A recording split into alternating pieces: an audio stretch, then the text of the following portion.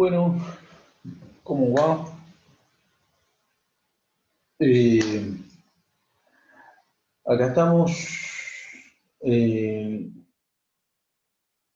Paso las coordenadas, hoy es domingo, 9:10 de la noche, tengo un hambre que no veo, y acá estoy, trabajando.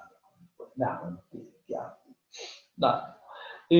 Bueno, habíamos estado en el encuentro anterior, la clase anterior, habíamos llegado hasta el peronismo. Eh, Hago este silencio para, porque no les digo nada. Hasta la caída del peronismo, ¿no? Entonces,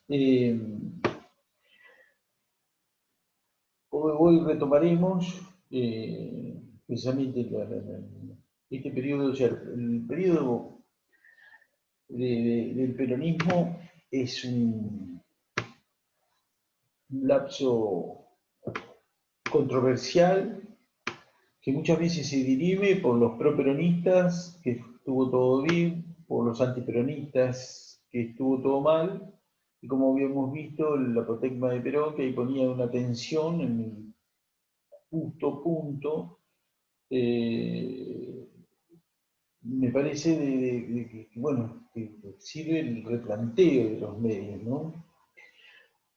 Sin embargo, hay aspectos que aún restan eh, estudiar de forma más detenida, interdisciplinariamente, porque se está haciendo muy interdisciplinario, pero yo no veo los comunicólogos, no encuentro, hoy encuentro sociólogos, historiadores, antropólogos, pero por caso, si ustedes analizan algunos artículos, algunos trabajos que hay acerca del bombardeo del 16 de junio, y hay allí algunas cuestiones que no están bien abordadas porque les falta ese sesgo, esa perspectiva desde lo comunicacional.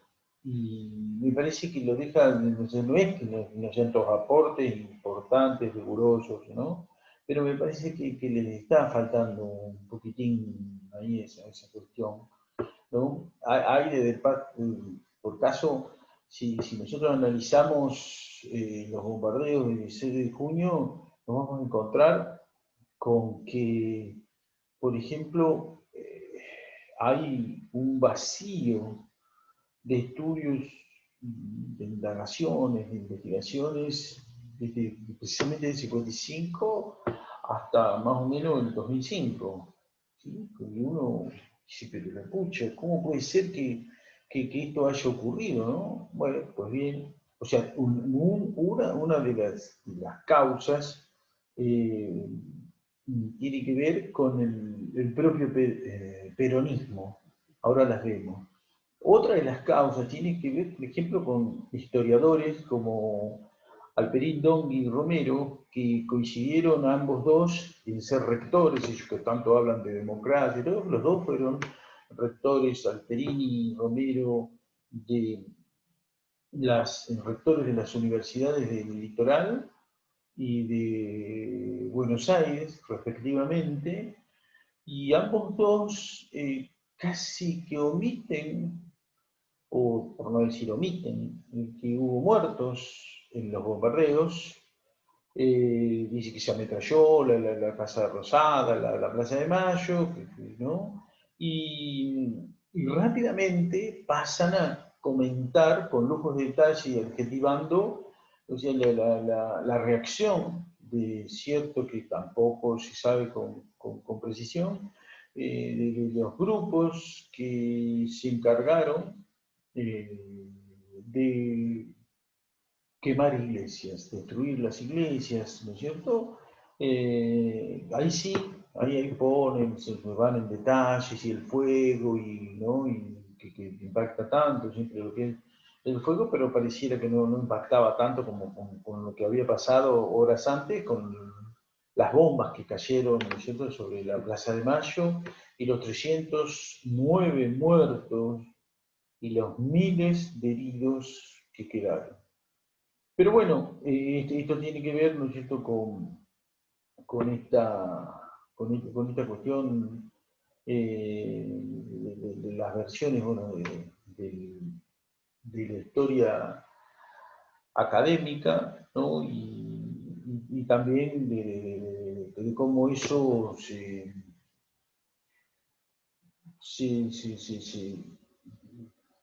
instituyó, por así decirlo de algún modo, en propios y extraños, ¿no? Porque los peronistas también jugaron su papel, ¿no? Y también se mantuvieron callados. En cuanto a ese evento, ese episodio nefasto, episodio, ¿no es cierto? No podemos catalogar de otro modo, pues por lo excepcional, por lo artero, por lo criminal, por tantas cuestiones. Eh, claro, el propio peronismo procuró rápidamente ocultarlo, o sea, ocultarlo no se podía, pero sí mitigarlo, atemperar el impacto de semejante acto criminal, ¿no es cierto? Porque lo que venía a ser, independientemente de que fracasara en darle muerte, con su objetivo principal, ¿no?, de darle muerte al presidente, a Perón, lo que también traía como objetivo era amedrentar a la masa peronista, al pueblo peronista, que supiera que ya no iba a poder salir tan alegremente a las calles porque, bueno, podían llover bombas como ese día, ¿no? Entonces, esto fue leído de ese modo, evidentemente, por el gobierno, y entonces los medios así también lo transparentaron. Se habla de, claro, algunos investigadores hablan de los diarios conservadores, La Nación y, y Clarín. Digamos rápidamente que fueron sí dos medios, dos diarios, que en su rol pero más nítido de actores políticos habían sabido, digamos, decomillado, negociar con el gobierno de turno. Porque tanto La Nación, que era un diario conservador, que duda cabe, fue desde el año 52, una vez que gana la reelección Perón, casi no había críticas ni objeciones al gobierno, y el diario Clarín, que había sabido ocultar el 17 de octubre y demás, rápidamente se hace cuasi oficialista y naturalmente que no va a decir nada, ¿no es cierto?, al respecto. O sea, lo que van a hacer estos diarios va a ser lo que se baja de la Secretaría de Información, de Prensa y Secretaría de Prensa y Difusión, comandada por APOL, que se tratara de ocultar, es decir, cuando la muerte no tiene rostro, es como que no hubo, se vuelve anónima la muerte. Entonces, lo que sí se mostró un deterioro material de las plazas, de los edificios, pero no la cantidad de muertos, ¿no? Entonces, esto porque el propio gobierno lo hizo de este modo, que apareciera para, insisto, atemperar el impacto que podía tener y que de hecho iba a tener en la gente, en tanto en cuanto no querer movilizarse después por temor lógico y concreto. Pero entonces, vamos a ver cómo estos medios, ¿no es cierto?, que algunos fogoneaban, y cómo, no todos los diarios oficialistas, con el diario Democracia a la Cabeza, que por ejemplo el que yo más he investigado, por el tema de Descartes, salió esa noche, ¿no es cierto? Y primero, instigó durante un tiempo, digamos, desde noviembre del 54 en adelante, la división con la iglesia, porque naturalmente era la voz oficial del gobierno, ¿no? Pero también esa noche, Américo Barrios, que era el director, también sacó a los periodistas a la calle, pero fue en este punto, por decirlo de algún modo, respetuoso. Había muchos peronistas que eran fervientes católicos y consecuentemente no los obligó a que hicieran ningún tipo de crónica, ni mucho menos, ¿no? Los dejó como para que no tuvieran que pasar por ese mal momento de las iglesias quemadas y demás. Esto lo dejó en manos de plumas que respetaran más la línea editorial. Pero digamos que también, y a propósito de este bombardeo que vino de la mano a un sistemático error de parte del gobierno peronista a instancias de dos hombres muy allegados al presidente, como era Mendé y Méndez de San Martín, ¿no es cierto? Uno era el teórico, digamos, del peronismo, el secretario legal y técnico, una cosa así por el estilo, y el Méndez de San Martín era el ministro de Educación.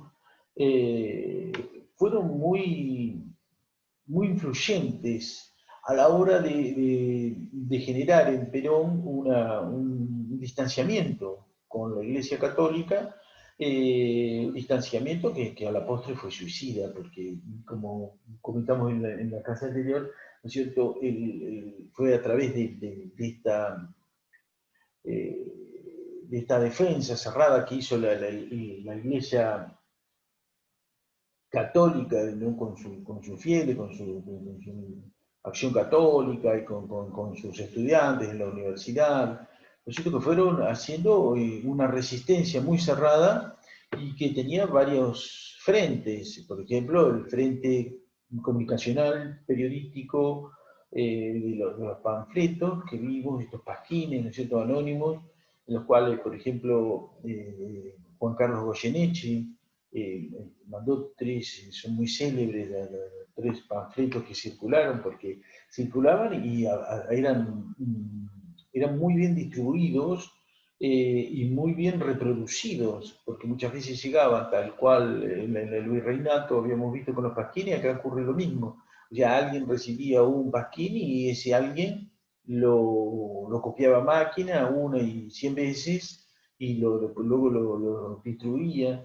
Eran muy bien dirigidos porque supieron enviarle a todos los altos oficiales, generales, coroneles, no, bueno, tanto de las tres fuerzas, ¿no? O sea, almirantes y brigadieres, estos panfletos, ¿no es cierto?, que les llegaban a los militares en sus casas y que también sus mujeres, que son las más afectas a ir o eran las más afectas de ir a misa, escuchaban también los sermones de los curas que estaban en contra del gobierno. Así que esto, bueno, tuvo un efecto demoledor hacia el peronismo, ¿no? Hacia el gobierno, que también es otra de las cosas que uno puede llegar a entender, es que por bueno que sean los gobiernos, muchas veces la gente empieza, cuando es mucho tiempo, empieza allá las conquistas, las luchas de otrora no se convierten en hechos concretos y adquiridos, y entonces se empiezan a relajar o lo que sea. Lo cierto fue que esto trajo hacia el seno del gobierno todo imagínense lo que implicó este bombardeo que fue asumido por el Poder Ejecutivo y rápidamente, por ejemplo, cambió parte de su gabinete, las personas más resistidas, como por ejemplo Gabriel Ángel Borlengui, que había sido el ministro del Interior, socialista, él, y que se lo acusaba como anticatólico porque su esposa era, por ejemplo, era judía, y no tenía nada que ver con una persona muy equilibrada, pero bueno, le dijeron que él fue el de la idea de quemar una bandera argentina, a Paul, que era recontra resistido por el tema del tema de la propaganda, cómo manejaba los medios, ¿no es cierto? Y todas esas cuestiones. Entonces, bueno, muchos ministros, naturalmente de educación, también renunció, y de ese modo el peronismo trató, y Perón a la cabeza, trató de atemperar a los adversarios políticos y lo llamó a un acuerdo, ¿no es cierto? Le proporcionó lo que hasta ese momento estaba vedado, que lo hicieran uso a través de las cadenas de radio y pudieron hacerlo, excepto los socialistas que se pelearon entre ellos y entonces como siempre están divididos y no pudieron ser, pero sí lo hizo el radicalismo, los conservadores, ¿no? Los demócratas progresistas. Pero bueno, ya era como se puede decir que tarde, ¿no? Para tomar estas decisiones y la inquina y la oposición al gobierno peronista continuó su derrotero, se seguía conspirando y fue así que otro error, si se quiere, uno nunca se entendió muy bien el por qué Perón a fines de agosto dice el 5 por 1, ¿no? Que le pedían leña, y dice, si ustedes tienen leña, bueno, tenemos que hacer 5 por 1, cada uno de los nuestros que caiga, caerán 5 de ellos, ¿no? O sea, tira todo por la borda toda esa política de acercamiento, ¿no? Albreu, que era el ministro del Interior, que había sustituido a Borlengui, dice, pero si usted le trajo acá para atemperar los ánimos, te viene a decir esto, yo renuncio, no, dice, le dije eso, dice, pero es porque algunos se están envalentonando demasiado, pero nada más. Trató de comprimir la cuestión, pero ya era demasiado tarde, a punto tal que el 16 de septiembre comienza el golpe, ¿no? Bueno, el 20 se plasmará ya con Perón abandonando el territorio argentino a través de la cañonera paraguaya, no porque tenía datos ciertísimos ya que naturalmente que lo iban a matar y que al igual que a Borlengui, que se había ido 3 meses antes, ¿no? Que los servicios y los comandos civiles, ¿no es cierto?, que muchos eran católicos, incluso Mariano Grondona, que hasta hace muy poco fue, bueno, no tampoco, pero unos 10 años era una estrella de la televisión, ¿no es cierto?, un editorialista del diario La Nación, y el hombre ya en su juventud estaba conspirando y andaban con revólveres, o sea, que uno los ve tan suavecitos y ¿no es cierto? Bueno, pero los militantes católicos universitarios también desde las universidades resistieron y ya hicieron todo lo humanamente posible bueno, para que el gobierno se fuera, ¿no? Y el tema que siempre, digamos, de que ya lo vimos, que a partir de 1900, digamos, es como que no tiene una fecha de inicio, pero ya cuando Perón empieza a tener algún renombre dentro del grupo de oficiales que tomaron el poder el 4 de junio del 43, se genera ya el antiperonismo, ¿no? Y naturalmente se va a encontrar su punto, no digo más alto, pero bueno, al menos en el punto de vista de la violencia, aquí en septiembre de 1955, porque lo que tenían muy claro era que no lo querían a Perón. Entonces, entre los conspiradores y el que fue a la cabeza y que era un general retirado, ¿no es cierto?, que fue Lonardi, es el que va a encabezar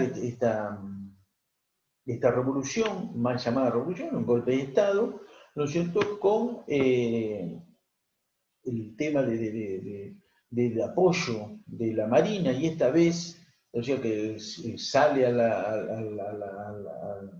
escenario el almirante Rojas, que en junio no había aparecido, ahora sí, ¿no es cierto?, era peronista, de primera, o sea, Perón no podía en el negrito Rojas, decía, ¿no?, porque era santiagueño, morochón, y no puede ser, decía Perón, ¿no? Bueno, otro de los errores del propio Perón, ¿no?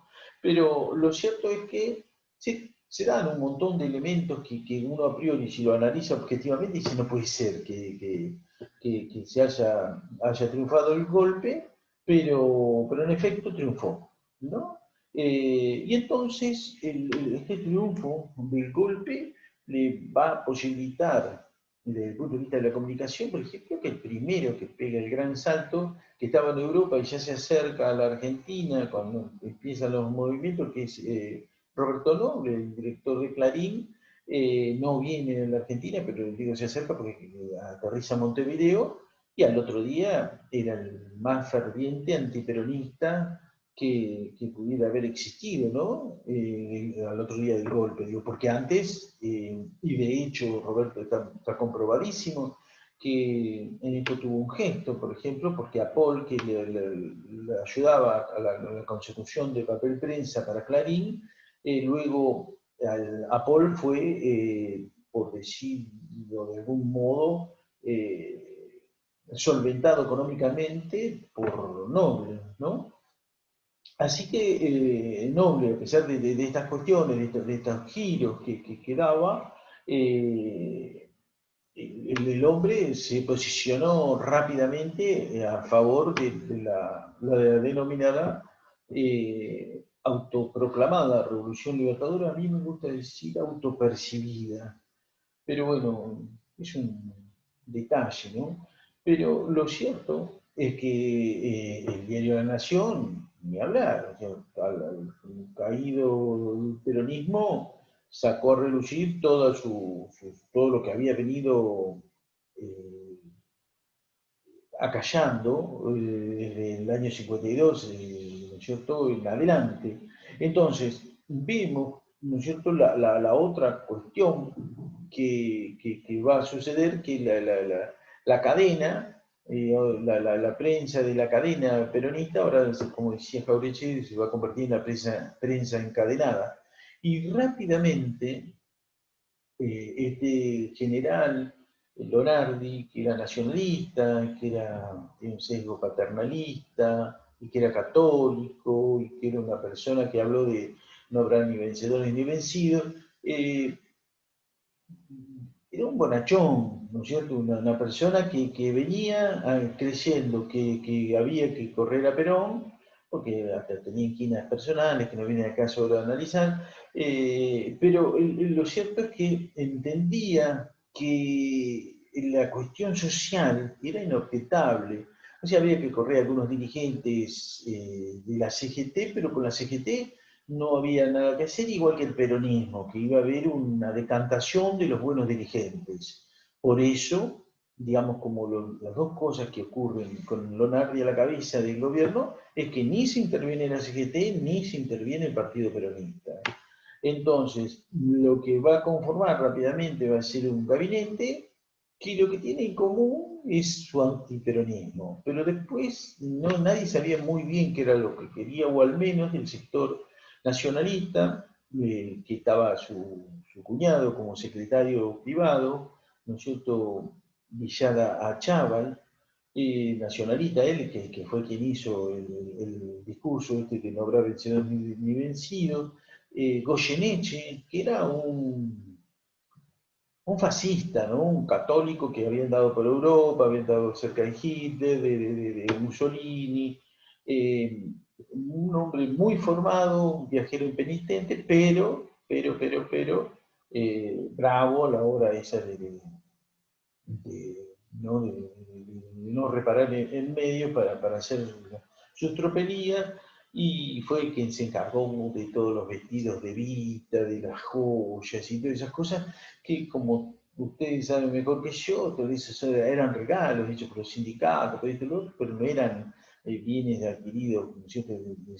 Esas cosas prohibidas. Se encontró precisamente debajo de la editorial Alea todo un búnker que era muy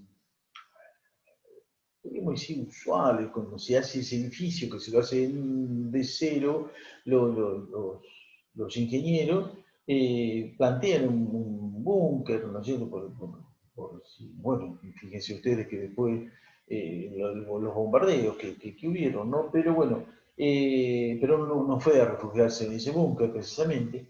Pero lo cierto es que cuando lo descubrieron, la gente hacía cola para ir a ver, ¿no es cierto? Estas cosas, o sea, se hizo un sensacionalismo, ¿no? De la mano de este Juan Carlos Goyeneche, que no trepidó esas cuestiones, y era el secretario de Cultura y Difusión, ¿no? Lo que ocurre es que, como lo que uno puede pensar a priori, que él era el que manejaba los medios, no fue así, sino que el ministro del Interior, Busso, fue quien, o sea, era ministro del Interior, pero imagínense, todos los interventores militares respondían cada quien a sus armas, ¿no? En las provincias. O sea que el tipo le quedó un intersticio allí, que era el tema de los medios. Y rápidamente, como Muniz, un subsecretario que tenía, rápidamente repartieron los medios, todos los medios de difusión que había, que en manos de la cadena, nosotros los pasan a celebridades, a escritores de la SADE, ¿no? Que el caso más rutilante que todos conocemos es que a la revista que era Mundo Argentino, que se llamaba Mundo Peronista, ¿no es cierto?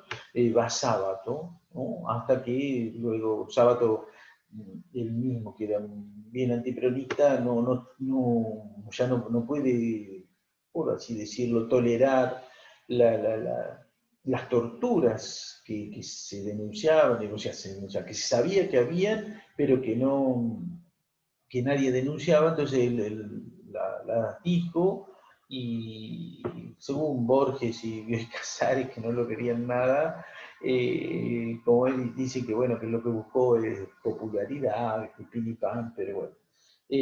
Lo cierto es que tuvo que renunció y hizo un escándalo más o menos resonante. Pero también lo que no es menos cierto es que los medios de comunicación fueron repartidos rápidamente y se dice que hubo dos cosas que los nacionalistas no habían metido el dedo en la llaga. Una es que no estaban tan dispuestos a devolverle la prensa que había ido a manos de la CGT. De hecho, sigue saliendo la prensa durante la Revolución Libertadora, y después, ¿saben quién la va a dirigir? La va a dirigir Mori Koenig,